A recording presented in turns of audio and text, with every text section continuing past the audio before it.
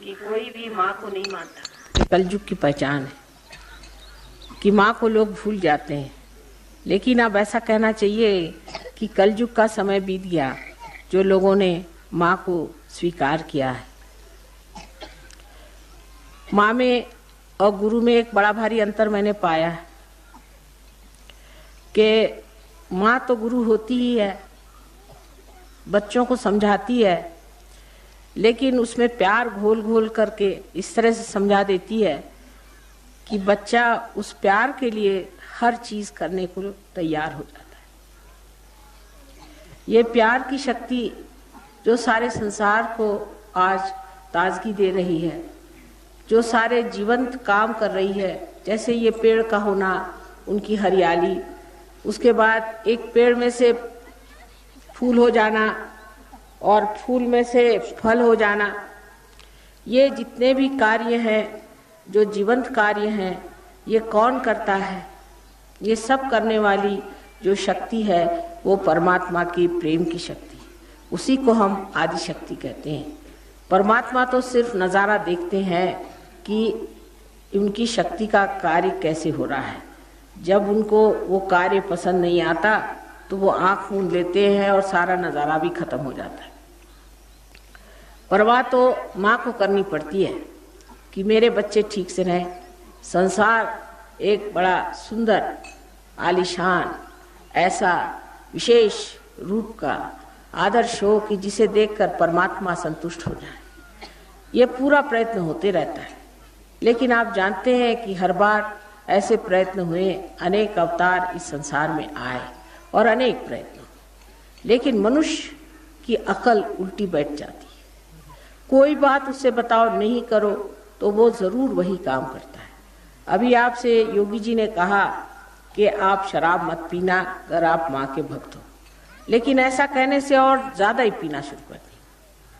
मैंने देखा है कि बच्चों से कोई चीज मना करो तो वो डबल करते हैं कि क्यों मना किया, इसीलिए हम करेंगे, अहंकार की वजह से। इसका बेहतर तरीका ये मैंने सोचा कि इनके अंदर ज्योत जला दो, चाहे वो टिमटिमाती क्यों न हो, थोड़ी सी ही ज्योत जल जाएगी तो उस ज्योत के प्रकाश में खुद ही देखेंगे कि हमारे अंदर क्या दोष है। अगर समझ लीजिए आप हाथ में सांप पकड़े हैं और कोई कहे कि भाई तुम तो रस्सी के जगह सांप पकड़े हो, छोड़ दो, तो कहेंगे कि नहीं मैं तो उसको पकड़े ही रहूंगा। वो मनुष्य की बुद्धि हुई ना।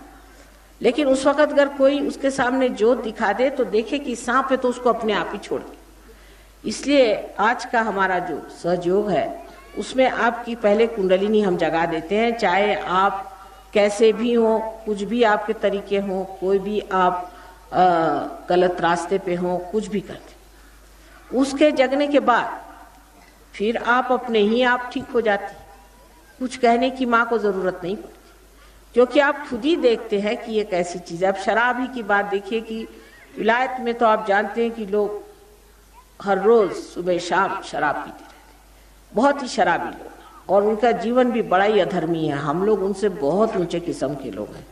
हमारे अंदर माँ बहन है, हम बहुत धर्म समझते हैं। शराब अब पीने लग गए थोड़ी बहुत, वो दूसरी बात है, बाकी हम लोगों में बहुत धर्म है। उन लोगों को तक जब उनको जागृति हो जाती है तो वो दूसरे ही दिन सब छोड़ छाड़ के खड़े हो जाते हैं। कुछ मैं उनसे कहती नहीं, मैंने शुरू से कभी ऐसा रवैया ही नहीं रखा कि कहो कि शराब मत पियो, जुआ मत खेलो, नहीं तो आधे लोग ऐसे उठ के चले जाए वहाँ, आधे से ज्यादा ही। यहाँ तो कम से कम ये हाल नहीं होगा। इसलिए मैं कहती कुछ नहीं, जैसे भी हो बैठे रहो, तुम्हें जागृति मुझे बस देने दो। जागृति देने से उनका अहंकार भी टूटता है और उनके अंदर जो आदतें बैठी हुई हैं वो भी टूट जाती। अपने आप वो आदतें छूट जाने से वो समर्थ हो जाते हैं। असल में बहुत से लोग मन से तो सोचते हैं खराब काम है, लेकिन उसे छोड़ नहीं पाते। उसकी वजह यह है कि कोई आदत पड़ गई। तो एक माँ की दृष्टि यह है कि अब जब बच्चे को आदत पड़ गई तो उसको किस तरह से छुड़ाना चाहिए। उसको डांटने से, फटकारने से, मना करने से तो छूटेगा नहीं। तो किस तरह से एक माँ सोचती कि चलो इसके अंदर एक दीप क्यों न जला दे। इसके अंदर का दीप जल गया तो उस दीप में ये स्वयं ही देख लेगा कि जो मैं ये कार्य करता रहा हूँ ये मेरे लिए इतना हानिकारक है, और वो समर्थ हो जाए कि इस हानिकारक चीज को वो छोड़ दे, तो फिर कोई सवाल ही नहीं होता। उसको कुछ कहने की ज़रूरत नहीं, उससे कोई झगड़ा मोल लेने की ज़रूरत नहीं, कहते ही साथ वो चीज़ अपने आप ही छूट जाती। ऐसी ही चीज़ होना चाहिए। आज हम उस कगार पर पहुँचे हैं कि अगर हमें आत्मबोध नहीं हुआ, हमने अगर अपने आत्मा को नहीं जाना, तो हमारा सबका सर्वनाश हो सकता है। ये बात बिल्कुल सही है, क्योंकि कलयुग अब पूरी चरम सीमा में पहुंच गया। कुछ तो बीमारी से होगा, बहुत से लोग ऐसे ऐसे बीमारियों में फंस जाएंगे कि उससे बच नहीं पाएंगे। बहुत विध्वंसक चीज़ों से हो सकता है। न जाने कितनी चीज़ें हमने अपने को नष्ट करने की जोड़ ली। हम लोग सोचते हैं परदेश में लोगों के पास पैसा बहुत ज़्यादा है तो वो बड़े सुखी जीव होंगे। बिल्कुल भी सुखी नहीं, आपसे बहुत दुखी जीव, आपसे बहुत ज़्यादा दुखी हैं, क्योंकि उनके यहाँ न कोई समाज है, न कोई माँ है, न कोई भाई है, न कोई बहन है। आप सोचिए कि आपके पास बहुत सारा धन दे दें और आपसे कहें कि आप अकेले कहीं लटके रहिए, तो आप क्या सुखी रहेंगे? ऐसी उनकी हालत है। इतना पैसा होने पर भी वो सब लोग कोशिश ये करते हैं कि हम आत्महत्या कैसी करें। आपको आश्चर्य होगा, उनके बच्चे यही सोचते रहते हैं कि हम कैसी आत्महत्या करें। तो ये बात हम जो समझते हैं कि पैसा होने से सब हो जाएगा, सो बात नहीं। लेकिन पैसा भी होना चाहिए, उसके लिए भी कुंडलिनी का जागरण ठीक है, क्योंकि अपने अंदर देवी जो लक्ष्मी जी है वो भी बसती है। जब हमारी कुंडलिनी नाभि पर आ जाती है, जब हमारी लक्ष्मी की कुंडलिनी खुल जाती है, तो हमारे अंदर वो जागृति आ जाती है जिससे लक्ष्मी जी का स्वरूप हमारे अंदर प्रकट हो जाता है। अब जिन्होंने सोच के लक्ष्मी जी बनाई, वो भी बहुत सोच समझ के बनाई है कि लक्ष्मी जी जो होती, जो लक्ष्मीपति होता है, वो एक माँ स्वरूप होना चाहिए। आजकल तो जिसके पास पैसा आ जाता है वो तो राक्षस स्वरूप हो जाता है। इसका मतलब पैसा पाना लक्ष्मीपति होना नहीं है। दूसरे उनके एक हाथ में दान है, एक हाथ में आश्रय है। एक हाथ से वो देती हैं, दूसरे हाथ से लोगों को आश्रय देना चाहिए। दूसरे जो दो हाथ है उसके अंदर कमल के गुलाबी फूल हैं, माने उनका रहन सहन, उनकी शक्ल सूरत ऐसी होनी चाहिए जैसे कि कमल का पुष्प हो, और उनके अंदर वैसी विचारधारा होनी चाहिए, वैसा ही स्वागत होना चाहिए जैसा एक कमल कांटों वाले भंवरे को भी अपने यहाँ सोने की व्यवस्था करता है। कोई भी मेहमान उसके घर में आए, उसमें कितने भी कांटे हों तो भी उसकी आवभगत करे, उसको आराम दे, वही लक्ष्मीपति है। वो बेचारी इतनी सीधी सरल है कि एक कमल ही पे खड़ी है, उसको कोई और चीज़ की ज़रूरत नहीं।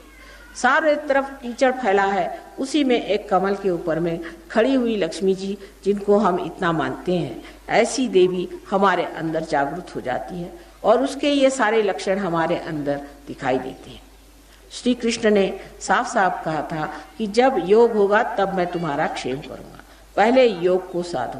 लोग बड़ा बड़ा लेक्चर देंगे जिसके किसी के समझ में भी नहीं आएगा, सब सोचेंगे पता नहीं क्या बक रहे हैं, लेकिन सही बात यह है कि पहले योग को प्राप्त करें। जिसने योग को प्राप्त कर लिया वो समाधान में आ जाता है, उसके सारे प्रश्न अपने आप मिट जाते हैं। कुंडलिनी शक्ति जो हमारे अंदर है, ये हमारी शुद्ध इच्छा है। बाकी जितनी हमारे अंदर इच्छा है, जैसे कोई आएगी कहेगी माँ मेरा बेटा नहीं, चलो भाई तुम्हारा बेटा हो जाए, बेटा हो। उसके बाद कहेगी कि माँ बेटा तो हो गया, अब मुझे नाती चाहिए, वो भी हो गया, अब मुझे घर चाहिए, घर के बाद वो चाहिए, उसके बाद वो चाहिए, उसका कोई अंत ही नहीं रहता। इसके अंदर जो हमारे अंदर जो इच्छाएं हैं, वो इच्छाएं शुद्ध नहीं है। शुद्ध इच्छा एकमात्र है, वो ये है कि हमें परमात्मा से एकाकार होने की एक किसी तरह से ये एक युक्ति जुट जाए, किसी तरह से ये काम बन जाए कि हम ये परमात्मा की जो चारों तरफ फैली हुई शक्ति है, जिससे सारा जीवंत कार्य होता है, उससे हम एकाकार हो जाए। यही हमारी शुद्ध इच्छा है और ये शुद्ध इच्छा की शक्ति ही कुंडलिनी है।